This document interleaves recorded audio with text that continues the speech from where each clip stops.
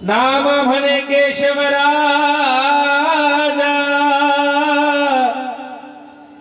केला नेम चालवी माझा चरण सोडी सर्वथा आन तुझी पंढरीनाथा विठाला विठाला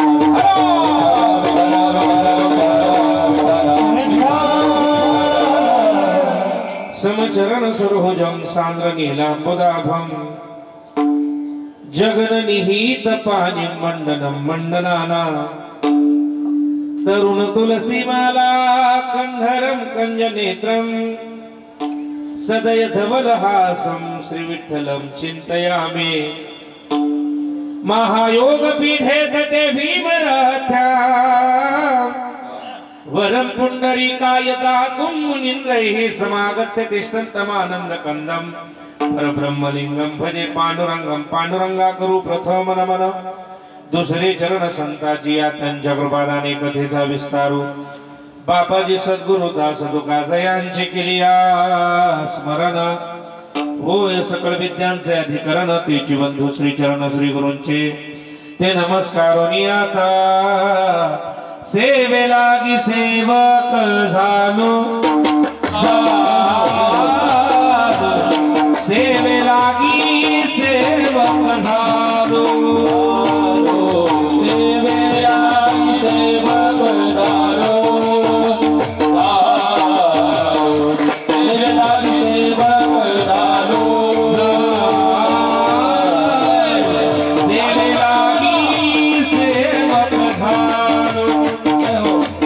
सेवे लागी सेवक झालो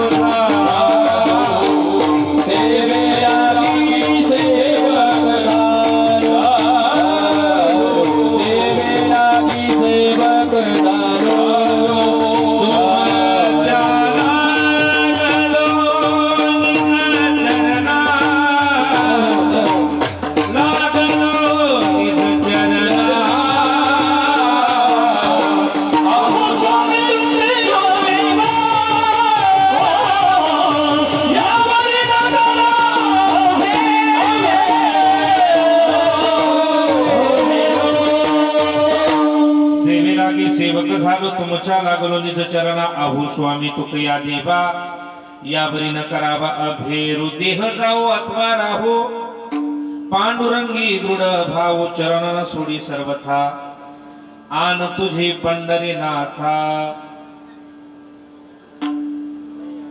अभंगाकडे वळण्यापूर्वी अल्पसा हा परिहार द्यायचा तो असा किम निमित्तानं आपण सर्व या ठिकाणी एकत्रित जमलोय सर्वांना माहित आहे ज्ञात आहे पण सांगणं हे वक्त्याचं आद्य कर्तव्य आहे त्या नियमानुसार कैलासवासी तुषार जयराम गारी यांच्या प्रथम पुण्यस्मरणाच्या निमित्तानं तथा श्राद्ध कर्माच्या निमित्तानं या गारी परिवाराशी संलग्न असणारे आप्तेष्ट गुणोगत सगळी सोहरी आज या ठिकाणी एकत्रित जमलात आणि हा एक दिवस म्हणजे गेलेल्या व्यक्तीविषयी आपल्या अंतःकरणातील सद्भावना व्यक्त करण्याचा दिवस आहे या परिवारावरती फार मोठा दुःखाचा डोंगर कोसळलेला आहे पण तरी देखील वारकऱ्याचा जर विचार केला तर वारकरी हा सुखात सुद्धा भगवत भक्ती करतो आणि दुःखात सुद्धा भगवत भक्ती करतो तो फक्त निमित्त पाहत असतो का माझ्या घरी कीर्तन कसं होईल प्रवचन कसं होईल भजन कसं होईल आणि त्या अनुषंगानं या कार्यक्रमाच्या निमित्तानं आदरणीय विजूभाऊ असतील सुनील दादा असतील यांच्या संपर्कातनं ही सेवा माझ्या वाट्याला आली तुम्हा सर्व वारकरी मायबापांचं दर्शन मला घडलं माझी मी मला धन्यता देतो विठ्ठला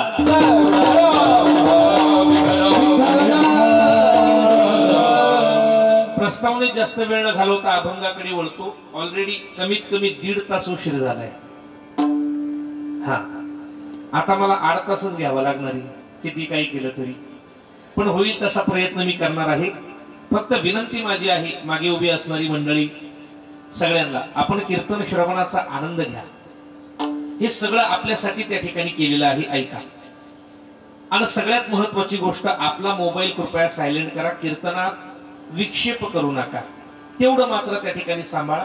हा असो. वारकरी संप्रदायाच्या दंडकाप्रमाणे अखिलगोड ब्रह्मांड नायक षडगुण ऐश्वर्य संपन्न भगवान पंढरीशी पांडुरंग परमात्म्याच्या चरणारविंद सेवेमध्ये समर्पित करण्यासाठी निवडलेला अभंग वारकरी संप्रदायातील प्रेममूर्ती संत संत श्रेष्ठ नामदेवराय यांचा 4 चरणाचा चिंतनी असा अभंग कीर्तन रूपी सेवेकरता निवडलाय. विठ्ठला सेवेकरता निवडलेला अभंग नामदेवरायांचा आहे. कोण नामदेवराय? ज्ञान म्हटलं की ज्ञानोबर आहे, वैराग्य म्हटलं की तुकोबर आहे, शांती म्हटलं की नाथ बाबा. पण प्रेमाचा मूर्तिमंत पुतळा जर कोण असतील तर ते माझे नामदेवराय. वारकरी संप्रदायाला लाभलेले एक प्रेममूर्ती संत रत्न म्हणजे नामदेवराय. त्यांचा अभंग सेवेकरता निवडलाय आणि अभंगाच्या माध्यमातून नामदेवराय कायिक, वाचिक आणि मानसिक असे 3 प्रकारचे नियम त्या ठिकाणी करताय आणि ते नियम चालून घेण्याची प्रार्थना ही भगवान परमात्म्याला करताय. विठ्ठला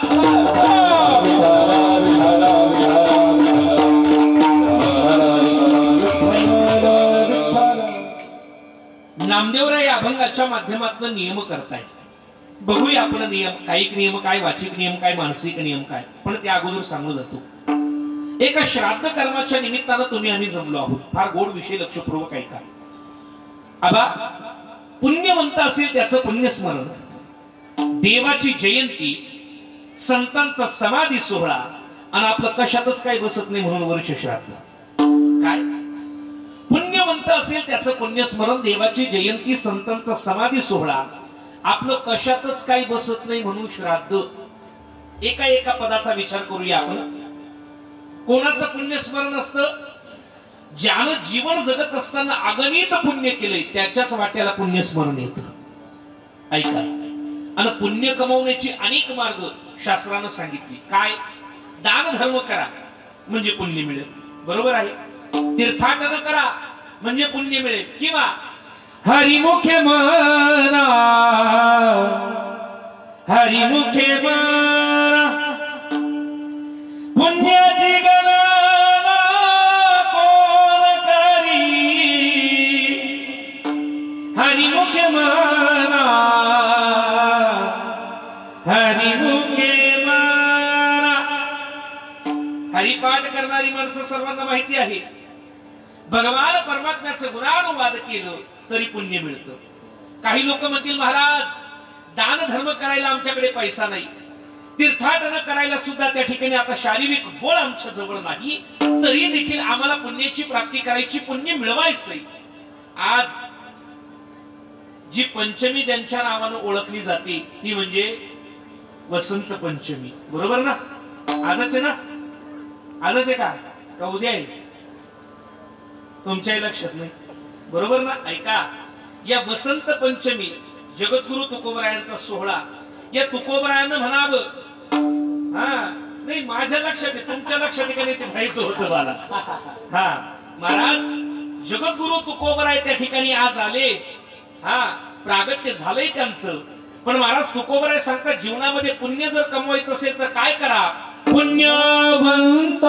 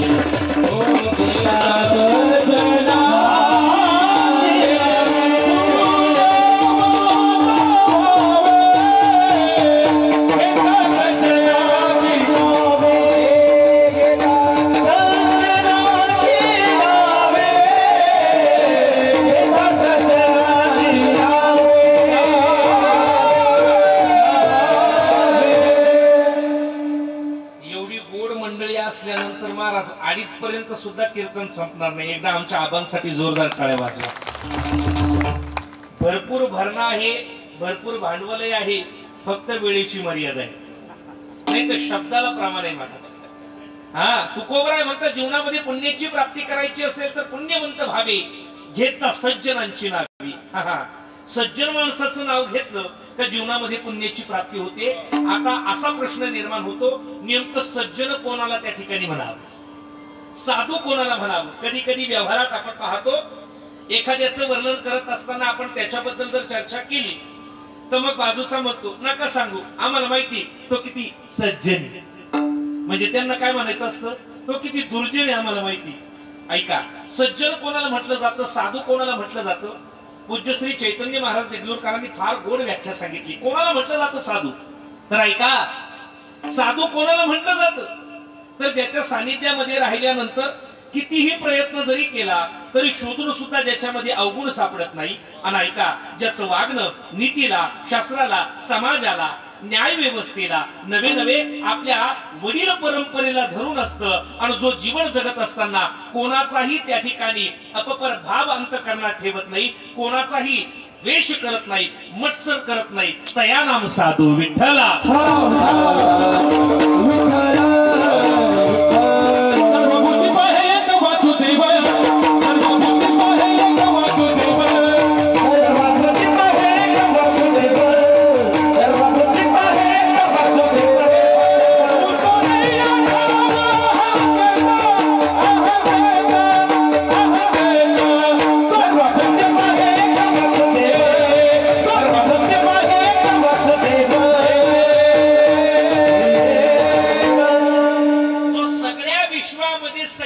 सामान्यामध्ये देव वासुदेव त्या ठिकाणी पाहतो, त्याला साधू म्हटलं जातं. ऐका, अशा साधूंची नावं घेतल्यानंतर, अशा संतांची नावं घेतल्यानंतर जीवनामध्ये पुण्याची प्राप्ती होते. महाराजांनी वर्णन केले ते सज्जन कसे असतात. कृपाळू सज्जन तुम्ही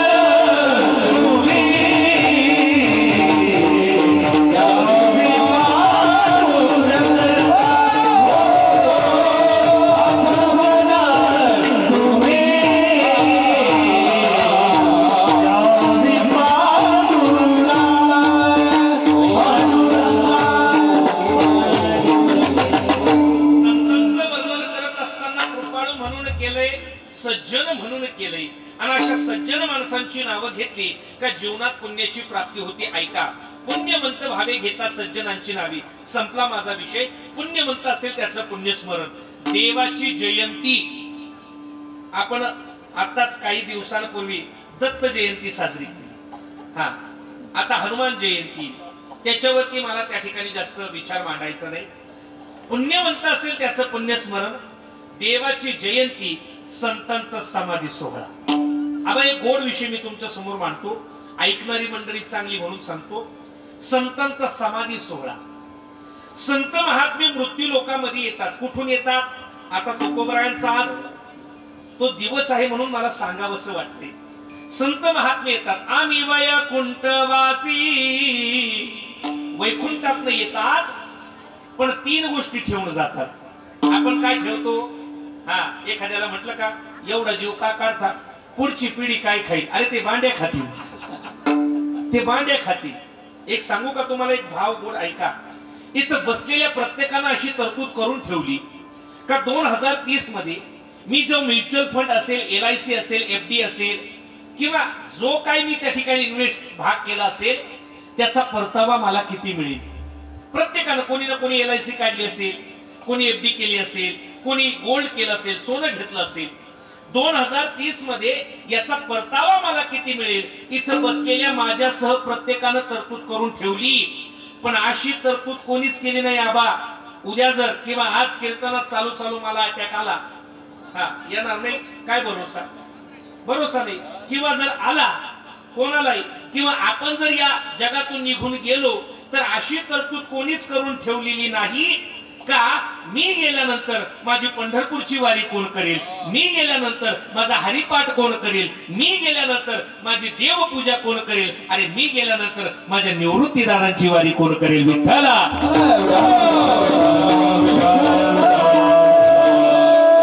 इथं बसलेली ही सुद्धा तरतूद आहे का मी गेल्यानंतर आपली गाडी कोणाला, बंगला कोणाला, खालचा वावर कोणाला, वरचा बाग कोणाला. म्हणजे एक सांगू का, प्रापंचिक जीवन जगत असताना संपत्तीचे वारसदार आम्ही निवडले, पण भक्तीचे परमार्थाचे वारसदार आम्ही अजून निवडलेले नाही. विठ्ठला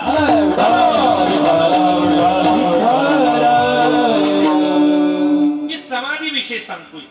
संत महात्मे मृत्यू लोकात येतात, 3 गोष्टी ठेवून जातात. 1 त्यांचं ज्ञान, 2 त्यांची कीर्ती, आणि 3 त्यांची समाधी. ऐका, ज्ञान ठेवून जातात. नामा म्हणे देवा गेले मुनिजन, राहिले ते ज्ञान जगा माझी. ज्ञानोबा निघून गेले, पण ज्ञानेश्वरीच्या रूपाने आजही जिवंत आहे, ज्ञान राहतो. अजून गेले दिगंबर ईश्वर विभूती, राहिल्या त्या कीर्ती जगा माझी.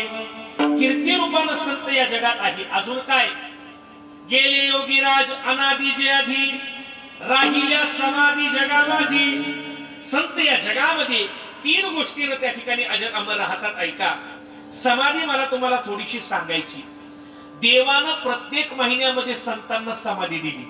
आपले मराठी महिने कुठले? जानेवारी, फेब्रुवारी, मार्च. बोला काही, घरी जाऊ. कुठले मराठी महिने आपले? हा, चैत्र, वैशाख, ज्येष्ठ, आषाढ, श्रावण, भाद्रपद, अश्विन, कार्तिक, मार्गशीर्ष, पौष, माघ, फाल्गुन. आता पौषवारी झाली म्हणून थोडं सांगतो. ऐका, देवानं प्रत्येक महिन्यांमध्ये संतांना समाधी दिली. तुम्ही महिना सांगा आबा, मी समाधी सांगतो. पहिला महिना चैत्र, चैत्रात समाधी दिली गोरोबा काकांना. चैत्रानंतर वैशाखात मुक्ताबाई आणि चोखोबराय. हा, वैशाखानंतर ज्येष्ठात कोणाला? अरे माझ्या निवृत्ती दादांना. एकादशी व्रत, वद्य ज्येष्ठ मासी, उत्सव निवृत्तीशी केला देवे, द्वादशी समाधी दिदली निवृत्तीशी, आणि झाले उदासी अवघे जण. ज्येष्ठानंतर आषाढात नामदेव राय आणि सावता महाराज, आषाढानंतर श्रावणात सेना महाराज, भाद्रपदात कबीर महाराज, अश्विन मध्ये कमाल महाराज, कार्तिक मध्ये ज्ञानोबराय, मार्गशीर्ष मध्ये माझ्या सोपान देवा नमन तुझ. मार्गशीर्ष नंतर आला पौष. पौष महिन्यामध्ये कुठल्याच संतांना समाधी नाही.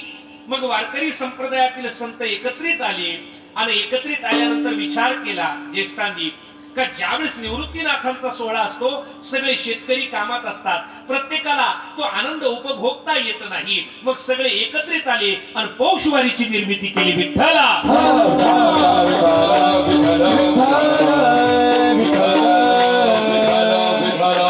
पुढचे महिने सांगून देतो. पौष नंतर माघ मध्ये चांगदेवराय, आणि फाल्गुन मध्ये नागषष्ठी, आणि जगद्गुरु तुकोबराय वैकुंठ गमन. निवृत्तीनाथ इथं कसे आले जरा ऐकून घ्या. समाधी सांगतोय, मला श्राद्धापर्यंत यायचंय. मी सांगितलं पुण्यवंत असेल त्याचं पुण्यस्मरण. देवाची जयंती, संतांचा समाधी सोहळा. माझे निवृत्तीनाथ त्या ठिकाणी त्र्यंबकेश्वरला कसे आले ऐका.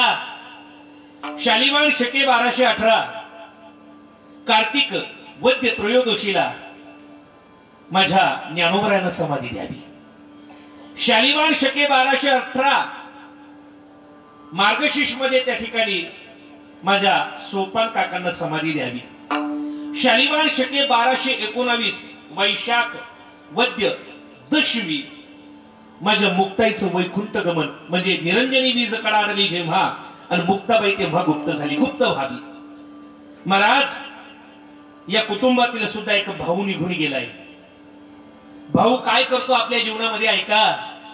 आणि मोठा भाऊ आबा मला एक गोड भाव सुचलाय, मी पुढे सांगतोय का. ज्यावेळेस आपले चारही त्या ठिकाणी भाऊ एकत्र जीवन जगत असताना एकमेकांच्या आठवणी एकमेकांसोबत होतात. लहानपणाच्या आठवणी प्रत्येक भावासोबत असतात. आणि ज्यावेळेस ज्ञानदादा गेली, मुक्ताई गेली, सोपन काका गेली आणि निवृत्तीनाथानं म्हणावं, निवृत्ती राज म्हणे भले केली देवा, आताजी केशवा सिद्ध भावे, आताजी केशवा. समाधी प्रकरणातला पहिला अभंग. निवृत्तीदास म्हणे सहजा सहज हरी, बोळबिली सारी सुखधामा, बोळबिली सारी. माझा ज्ञाना गेला, माझी मुक्ती गेली. अहो अक्षरशः सांगत असताना डोळे पाहणवतात. माझ्या निवृत्ती दादानं म्हणावं, माझा सोपर गेला देवा. अरे ज्येष्ठाच्या आधी कनिष्ठानं जावं. घरातली त्या ठिकाणी लहान माणसं निघून जावी आणि मोठ्या माणसानं तसंच राहावं. माझ्या निवृत्तीनाथानं देवाला काय म्हणावं, आता माझे श्रम नको घेऊ हरी, आता माझे श्रम नको घेऊ हरी, आता माझे श्रम नको घेऊ हरी, आता माझे श्रम नको घेऊ हरी, आता माझे श्रम नको घेऊ हरी, आता माझे श्रम नको घेऊ हरी, आता माझे श्रम नको घेऊ हरी, आता माझे श्रम नको घेऊ हरी.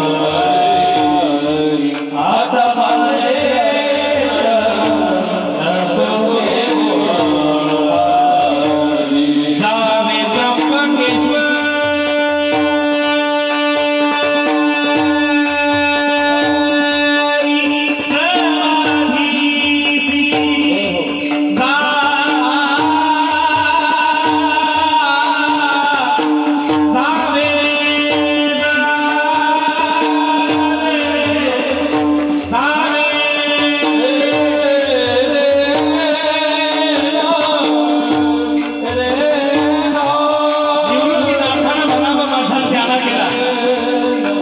माझी मुक्ती गेली, माझा सोपान गेला देवा. अरे माझी लहान भावाने या जगाचा निरोप घेऊन निघून गेली दादा. आता मी कसा थांबू देवा. आता मला समाधी हवी आणि म्हणून म्हणावं, जावे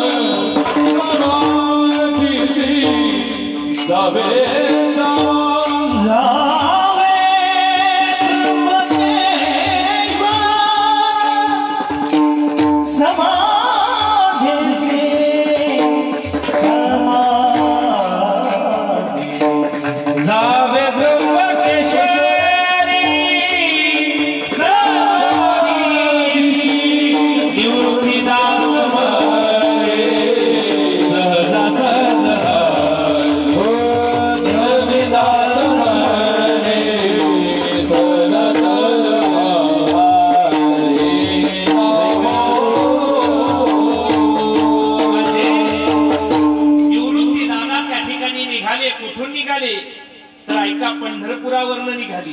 सोबत कोण? रुक्मिणी माता. पंढरीश पांडुरंग परमात्मा. पण निघाले कशानं? नामदेवराय वर्णन करतात, विमानी बैसले विठ्ठल सुखमूर्ती, घेतला निवृत्ती मध्यभागी. महाराज विमानामध्ये बसावं. एका बाजूला आई साहेब आहे, एका बाजूला पंढरीश पांडुरंग परमात्मा, आणि मध्ये बसवावं निवृत्तीनाथांना. आणि निवृत्तीनाथांना त्या ठिकाणी बसवल्यानंतर महाराज ही निघाली. आता कुठं जायचं? मग सगळ्यांनी ठरवलं कुठे जायचं. आता त्वरे तुम्ही चला सप्तशृंगा, आता त्वरे तुम्ही चला सप्तशृंगा. ही सप्तशृंगी गडावरती आली. हा, निवृत्तीनाथ पंढरीशी पांडुरंग परमात्मा सप्तशृंगी गडावरती आली. पण रस्त्यानं येत असताना निवृत्तीनाथांना ज्ञानोबरायांची आठवण येते, मुक्ताबाईची आठवण येते. आणि त्यांच्या मनाचं रंजन करण्यासाठी काय केलं? टाळ हे मृदुंग गायन पुढती, रंजवी निवृत्ती अवघे जर, गीतार्थ करीती योगी मुनी जन. महाराज, सगळ्या संतांनी गीतार्थ करावं, वेदांताचं चिंतन करावं का? माझ्या निवृत्तीनाथांचं रंजन करावं म्हणून ही आली. आणि आल्यानंतर सप्तशृंगी गडावरती आली. काय केली? सप्तशृंगाला केली प्रदक्षिणा. आता नारायणा सिद्ध व्हावी, मार्गी आदी माया पूजली अनंती, धन्य म्हणती मांदी वैष्णवांची. किती दिवस राहिले सप्तशृंगी गडावरती? 3 रात्र गोपाळ राहिले येथे आणि म्हणती सकळ चला. 3 रात्र राहिले. आणि ऐका ना, सगळे वारकरी विसोबाप खेचर परिसा भागवत नारा विठा गोंदा ही सगळी मंडळी होती. पण ही सगळी मंडळी आली आणि त्या 18 भुजधारी सप्तशृंगीकडे पाहिची. माझ्याकडे संपूर्ण सप्तशृंगीचा आबा इथे असेल. तिची मान का वाकडी? ती 18 भुजधारी का? तिची स्थापना कोणी केली? ती गिरजा नदी कशी उत्पन्न झाली? सप्तशृंगी गडावरती भगवती ज्यावेळेस पहिल्यांदा आली ती कोणी पाहिली? गडावरती जिथं देवीनं चूळ भरली ते कुंड कुठलं, देवीनं काजळ धुतलं ते कुंड कुठलं, आपल्याला हे माहितीच नाही बाबा. आपण फक्त जातो आणि दर्शन घेतो. पण ज्यावेळेस वारकरी सगळे आले, 3 रात्र राहिले आणि राहिल्याबरोबर ते 18 भुजधारीकडे पाहायचे आणि इकडे पंढरीश पांडुरंग परमात्म्याकडे पाहायचे. व्हायचं काय माहिती का? पांडुरंगाकडे पाहिलं का ती सप्तशृंगी दिसायची आणि सप्तशृंगीकडे पाहिलं का तो पांडुरंग दिसायचा. का? तर याचं कारण वारकरी संप्रदाय देव देवीचा ऐक्य आहे. आमच्या पांडुरंगाचं वर्णन करत असताना किती वेळा गोड केलंय ऐका. तू विटेवर सकाळे बाई हो हरी कृपा, विटेवर सकाळे बाई हो हरी कृपा, विटेवर सकाळे बाई हो हरी कृपा, हो विटेवर सकाळे बाई हो हरी कृपा, माझे नाव तुझे बाई हो हरी कृपा, माझे नाव तुझे बाई हो हरी कृपा, माझे नाव तुझे बाई हो हरी कृपा, माझे नाव तुझे बाई हो हरी कृपा, सावळी सुंदरी हो हरी कृपा, तू सावळी सुंदरी हो हरी कृपा, तू सावळी सुंदरी हो हरी कृपा, तू सावळी सुंदरी हो हरी कृपा, मनोहरी हो हरी कृपा, लावण्य मनोहरी हो हरी कृपा, लावण्य मनोहरी हो हरी कृपा, लावण्य मनोहरी हो हरी कृपा,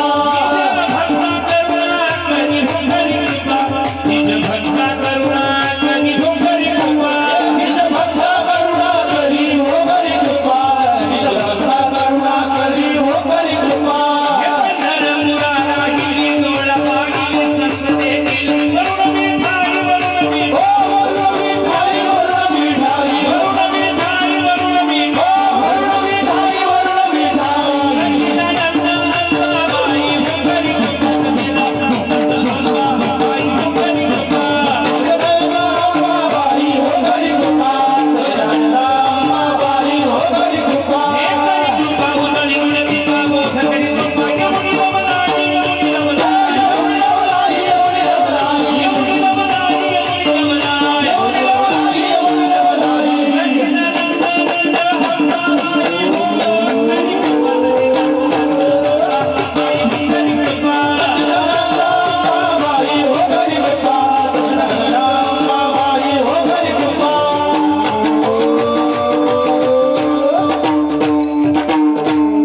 या लेकरांसाठी एकदा जोरदार टाळ्या वाजवा. काय नसतात महाराज, क्या बात आहे. ऐका, ज्यावेळेस सप्तशृंगी गडावरती निवृत्ती दादा होती, ही सगळी मंडळी होती, त्यावेळेस देव देवीचं ऐक्य. अनेक ठिकाणी पांडुरंगाचं वर्णन करत असताना देवी म्हणून केले. आता विटेवर सकाळी बाई हो करी कृपा, पांडुरंगाचं वर्णन आहे पण भगवती म्हणून केलंय. अजून एक वारकरी चालीतला गोड अभंग आबा ऐका, तुम्ही म्हणून म्हणतो. महाराज जुन्या लोकांनी ज्या चाली लावून ठेवल्या ना फार गोड, किती गोड म्हणावं ऐका ना. येईवो येईवो येईवो येईवो येईधावनिया विलंब कराया लागेला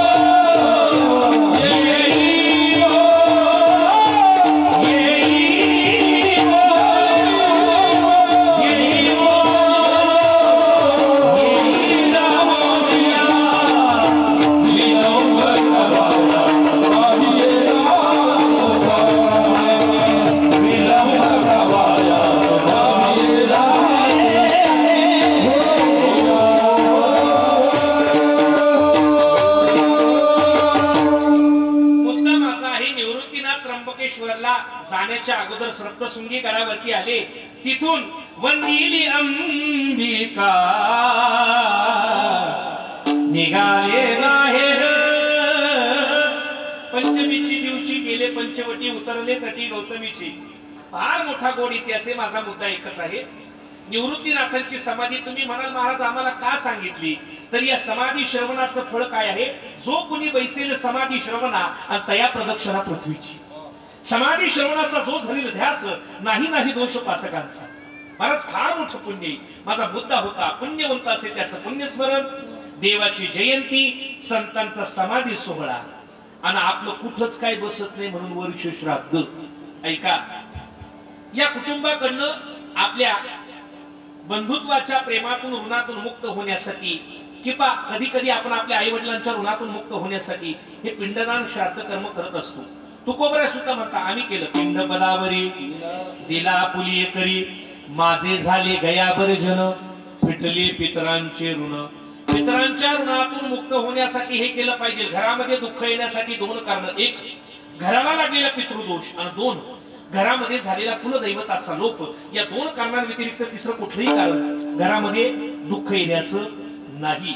म्हणून तुका म्हणे पितृ आशीर्वाद घेते आणि कल्याण इच्छिती त्यांचे सदा. ऐका, हे पितर आपल्याला आशीर्वाद त्या ठिकाणी देत असतात. ऐका, भारतीय संस्कृती किती श्रेष्ठ आहे. जगाच्या पाठीवरती आदर्श घ्यावा या भारतीय संस्कृतीचा. देवाने ही पाचही बोट आपल्याला दिली, पण पाचही बोटाचं कार्य वेगवेगळं आहे. कशासाठी दिली देवाने ही पाच बोट. हा, पहिली करंगळी कशासाठी. शाळेत गेले ना आपण सगळे, काय वापरला याचा केला आपण. हा, तेवढंच आपल्या डोक्यात येतं फक्त. पण ऐका, लग्न करत असताना सप्तपदी करत असताना 7 जन्माच्या गाठी बांधल्या आणि या सप्तपदी त्या ठिकाणी केलं करंगळी. देवाला गंध कुठल्या बोटानं लावावं आमचं शास्त्र सांगतं. स्वतःला गंध कुठल्या बोटानं लावावं आमचं शास्त्र सांगतं. भावाला गंध कुठल्या बोटानं लावावं हे सुद्धा आमचं शास्त्र सांगतं. आणि पितरांना तर्पण कुठल्या बोटानं करावं हे सुद्धा आमचं शास्त्र सांगतं. विठ्ठला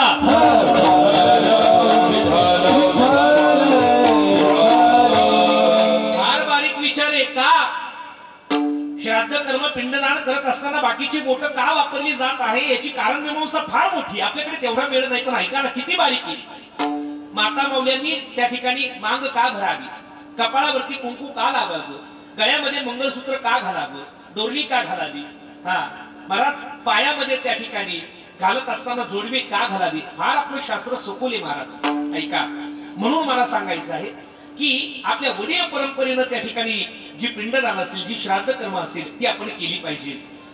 गरुड पुराण सांगतं आपल्या पूर्वजांच्या नावानं वर्षातून आपण कमीत कमी 86 वेळा पिंडदान करावं. किती वेळा? 86 वेळा. पण तुम्ही म्हणाल तेवढा वेळ आम्हाला नाही, तुम्हाला नाही. नाहीये बाबा तेवढा वेळ. मग किती वेळा?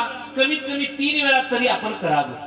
3 वेळा. कधी? एक अक्षय तृतीयाच्या दिवशी आपल्या पूर्वजांच्या नावानं पिंडदान करावं. 2 वर्षभरामध्ये त्या ठिकाणी 15 दिवस आपल्या पूर्वजांच्या ऋणातून मुक्त होण्यासाठी जो पितरपाटा येतो त्याच्यामध्ये त्यांच्या नावानं पिंडदान करावं. आणखी कधी? ज्या तिथीला त्यांनी देह ठेवलाय त्या तिथीला काय करावं?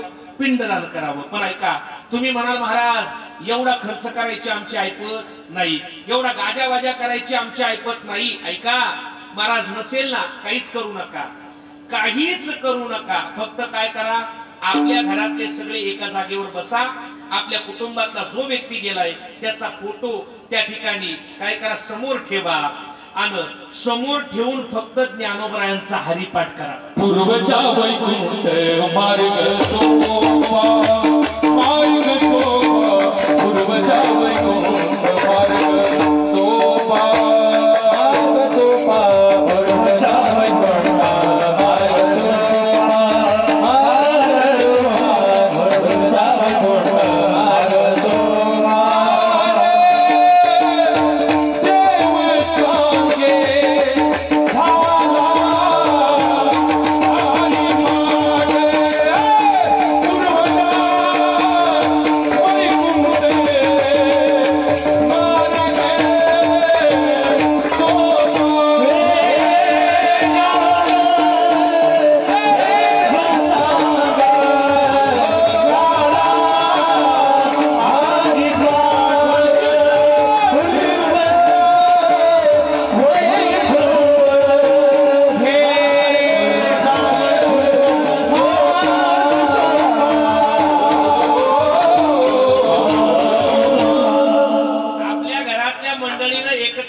फक्त ज्ञानोबरायांचा हरिपाठ जरी केला तरी पूर्वजा वैकुंठ मार्ग सोपा. किती सोपा मार्ग आहे. पूर्वजांना वैकुंठात न्यायचा सुद्धा सोपा मार्ग आणि आपल्याला करायला सुद्धा सोपा मार्ग. ऐका, म्हणून त्या ठिकाणी आपण त्यांच्या नावानं पिंडदान करावं, श्राद्ध कर्म करावं. आणि या गाली परिवाराकडनं ती घडतंय. आणि त्यानिमित्तानं सेवेकरता निवडलेला अभंग मी नामदेवरायांचा आहे. आणि या अभंगाच्या माध्यमातून नामदेवराय भगवान परमात्म्याकडे नियम करतायत, कायिक नियम करतायत. कधी वा माझा देह गेला तरी चालेल, पण तुझ्यापदी असणारा माझा भाव कसा असेल? दृढ असेल. अभंगाचं प्रथम चरण. देह दावो अथवा रावो, देह दावो अथवा रावो, देह दावो अथवा रावो, देह दावो अथवा रावो, देह दावो अथवा रावो, देह दावो अथवा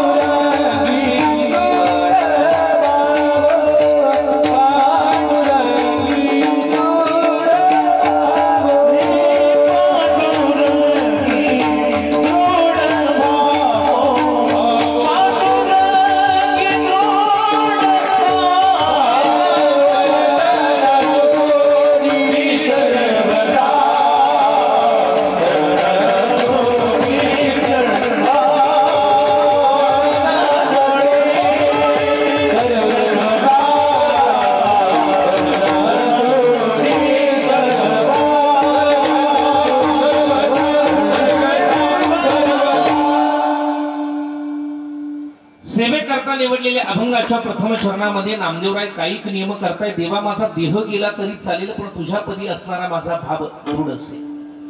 वास्तविक पाहता खरे भगवत भक्त जीवन जगत असताना या देहाबद्दल त्यांना एवढं त्या ठिकाणी ममत्व नसतं.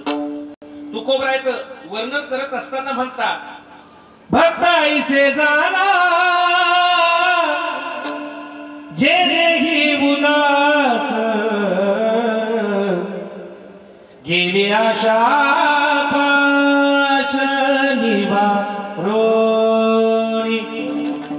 खऱ्या भक्ताची लक्षणं सांगत असताना तुकोबराय म्हणतात की भक्त ऐसे जाना जे देही उदास, जे देहावरती उदास असतात, ज्यांना नावडे जन धन माता पिता, तेच त्या ठिकाणी कोण असतात? भक्त असतात. नामदेवराय म्हणतात काय? देह जाऊ अथवा राहू पांडुरंगी दृढ भाव. पण ती नियम केला, पण त्या नियमाची पूर्तता सुद्धा केली त्यांनी, पाळला तो नियम. आजही पंढरपूरला गेल्यानंतर आपल्याला देवाचं दर्शन नाही झालं तरी चालेल, आपण दर्शन कोणाचं घेतो? नामदेवरायांच्या पायरीचं. आणि जगामध्ये दोन घटना अशा घडल्या, आपल्या आई बापाचं आपल्यावर किती जरी प्रेम असलं, पण आपले आई बाप आपल्यासाठी जीव देणार नाही देणार. पण ज्ञानोबरायांचा विचार जर केला तर आपल्या लेकरांना देहांत प्रायश्चित्त महाराज का घेतलं त्यांनी? ऐका, विठोबा विठ्ठल पंतांनी त्यांनी आपल्या लेकरांना या समाजानं स्वीकारावं, आपल्या लेकरांना या समाजानं चांगली वागणूक द्यावी, आपल्या लेकरांचं कल्याण व्हावं म्हणून जगाच्या पाठीवरती आई वडील हे देहांत प्रायश्चित्त घेणारे फक्त कोण आहे? विठ्ठल पंत. आणि नामदेवरायांच्या बाबतीत काय घडलं? ज्यावेळेस नामदेवरायांच्या कुटुंबातील लोकांना कळालं की नामदेवराय समाधी घेता, एकत्रित 14 लोकांनी एकाच वेळेस समाधी घेतली. हे सगळ्यात मोठं गुण आहे विठ्ठला.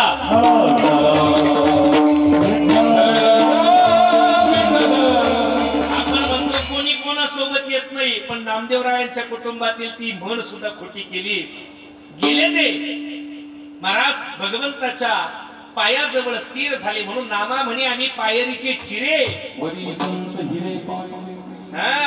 सगळे त्या ठिकाणी हिरे, म्हणजे ही संतांची मांडियाळी पाय देत आहेत. महाराज ऐका, नामदेवरायानं तो नियम त्या ठिकाणी काय केला? पाळला. खरा भगवत भक्त असतो ना, तो जीवन जगत असताना देहाबद्दल ममत्व कसं ठेवत नाही. एक गोड प्रसंग सांगतो, भजन करा विठ्ठला.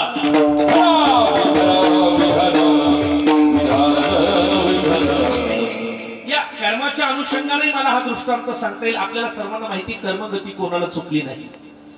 कर्मी राम वनवासा केला, कर्मी सीता वियोग घडला. दशरथ राजाला सुद्धा 4 मुलं असताना सुद्धा शेवटी पाणी द्यायला एकही नव्हतं. कधीतरी हा फक्त एवढाच विचार करा, देवाच्या बापाची जर ही अवस्था आहे, आपलं काय होईल? देवाच्या बापाची अवस्था काय? 4 लेकरं असताना सुद्धा पाणी द्यायला शेवटी एकही नव्हतं. आणि त्याच्याही पुढे सांगतो, जी मांडी दशरथ राजाला मिळाली नाही, ती एका पक्षाला मिळाली. काय नाव त्याचं?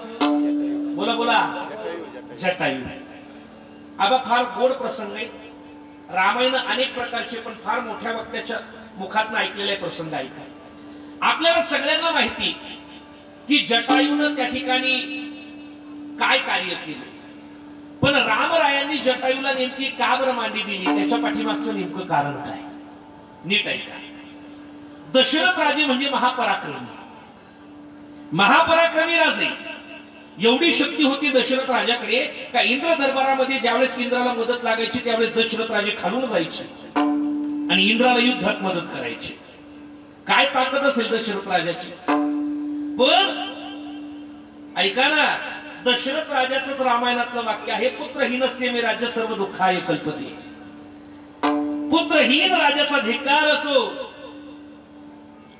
सगळं होतो, गडगंज संपत्ती प्रॉपर्टी ऐश्वर धन नौकर चाकर सगळे. फार गोड प्रसंग, फक्त लक्षपूर्वक ऐका. आणि एक सांगतो त्यातला आध्यात्मिक भाव.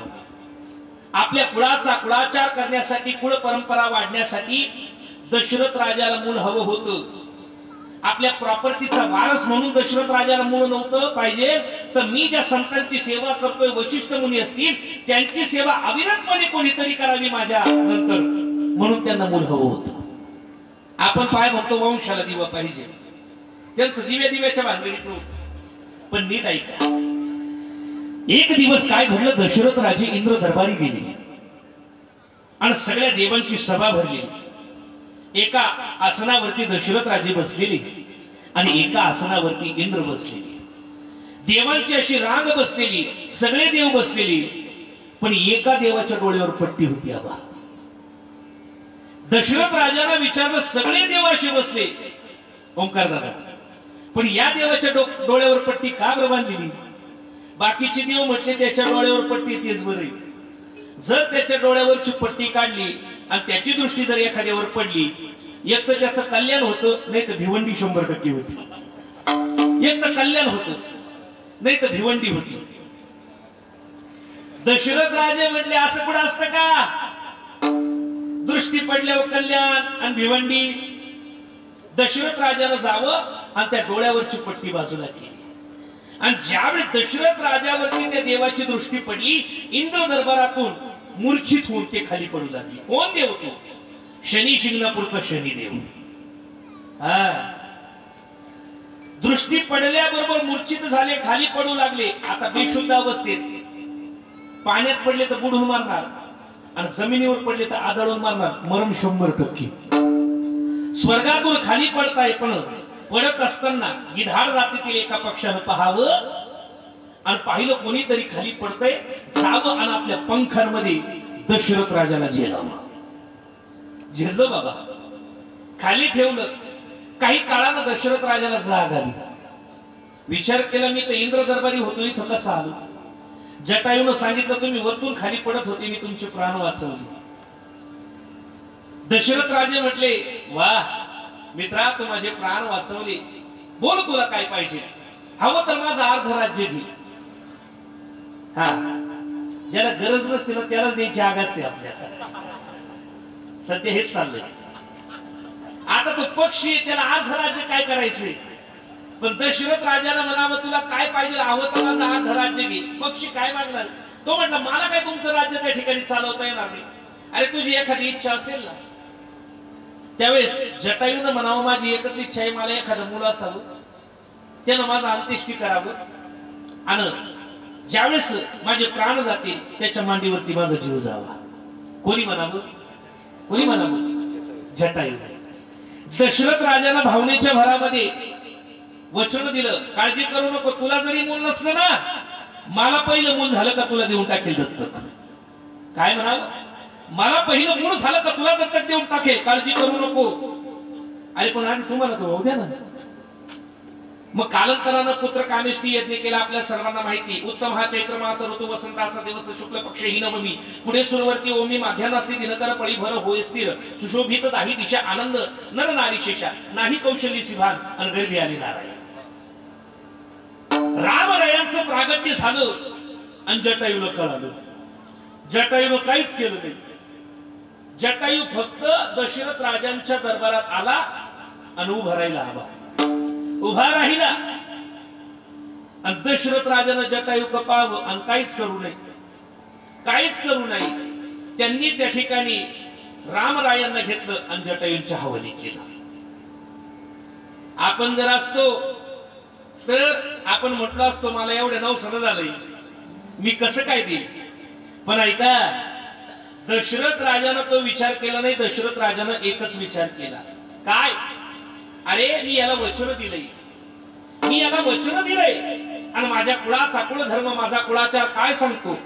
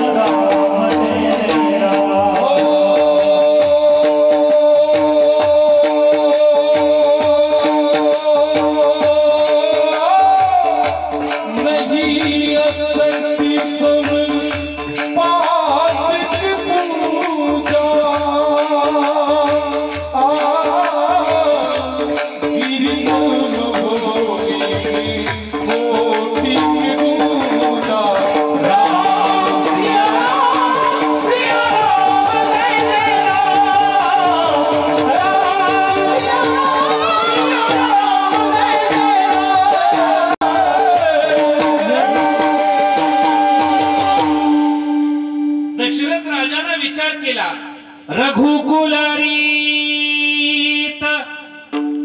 सदा चली आई प्राण जाय परवचन न जाय राम सिया राम जय जय राम। अरे बाळ घडवा आणि त्या जटायूच्या हवाली करावे, जटायूनं त्या ठिकाणी आपल्या पंखांमध्ये घ्यावं आणि उडान भरावी। रस्त्यानं नारद मुनी भेटले, नारायण नारायण श्रीमन नारायण नारायण नारायण। महाराज नारद मुनी भेटले, जटायूनं म्हणावं काय? नारद मुनी माझ्या मुलाचं नामकरण करा, माझ्या मुलाचं नामकरण करा। सांगितलं कुठे तुझं मूल दाखव, कुठे तुझं मूल दाखव। आणि सांगितलं हे काय माझं मूल, हे काय माझं मूल? नारद मुनी म्हटले हे कोणाचं आहे, तुला असं मूल कसं झालं? मग सांगितलं हे दशरथ राजाचं आहे, त्यांचे प्राण वाचवले, त्यांनी मला म्हणावं तुला हवं ते माग। मी मागितलं मला एखादं मुलं असावं, त्यानं माझं अंत्येष्टी करावं, त्याच्या मांडीवरती माझा प्राण जावा। ते म्हटले काळजी करू नको, मला पहिलं झालं का मी तुला दत्तक दे, आणि मी ती घेऊन आलो मी। नारद मुनी म्हटले अरे वेड्या, त्यांच्या कुळाची कुळ परंपरा आहे, प्राण जाय प्रवचन न जाय, ते शब्द पाळतील, पण तुला कळायला पाहिजे होतं ना, तू याचं लालन पालन करू शकशील का? अरे तू जर जंगलामध्ये जर एखादी शिकार करायला गेला आणि हिंस्र पशु पक्ष्यानं जर याच्यावरती हल्ला केला तर याला प्राणाला मुकावं लागेल, आणि कसं काय तू याला आणलं रे? म्हणे मग मी आता काय करू? सांगितलं दशरथ राजाला परत नेऊन दे। काय म्हणावं? दशरथ राजाला परत नेऊन दे। सांगितलं मग माझ्या इच्छा काय? तुझा माझ्यावर विश्वास आहे ना? नारद मुनी म्हटले, आणि जटायूनं प्रमाण दिलं, संताची पायी हा माझा विश्वास, तुमच्या पायावरती माझा विश्वास आहे, काळजी करू नका। आणि मग नारद मुनी जटायूनं त्या ठिकाणी रामरायांना घ्यावं, दशरथ राजाच्या हवाली करावं। ते नंतर लहानाचे मोठे झाले, लग्न झालं, सर्वांना माहिती, वनवासाला गेले, सीतामाईचं हरण झालं। आणि हरण झाल्यानंतर रस्त्यानं जात असताना रावणाकडनं त्या ठिकाणी घात झाला। विचारलं तुझे प्राण कशामध्ये आहे? सांगितलं पंखांमध्ये आहे, पंख छाटले आणि धारा तीर्थी पडले। प्रसंग फार मोठा आहे। रामराय आली आणि रामरायांनी म्हणावं जटायूजी तुम्ही काळजी करू नका, काळजी करू नका, मी तुम्हाला आता बरं करतो। जटायूजींनी काय म्हणावं? देवा याच्यासाठी मी एवढा खटाटोप केला की नाही? हा खटाटोप कशासाठी केला? राम राम म्हणता जाओ माझा प्राण। महाराज देवानं नीट केलं असतं, पुन्हा त्या ठिकाणी पूर्व अवस्थेत आणलं असतं, पण खरा भगवत भक्त असतो ना, एकदा जर भगवंताचं दर्शन झालं तर महाराज तो भगवत भक्त देह जावो अथवा रावो, देह जावो अथवा